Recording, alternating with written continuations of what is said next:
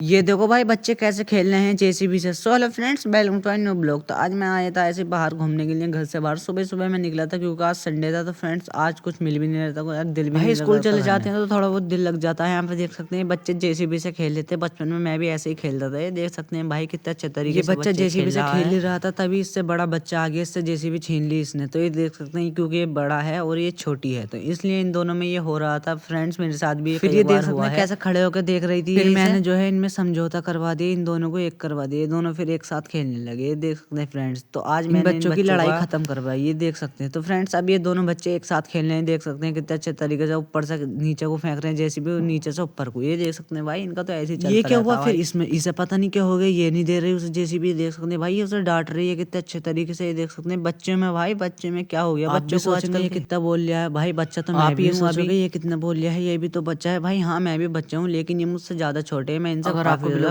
हूँ। चलो सब्सक्राइब कर देना, बाय।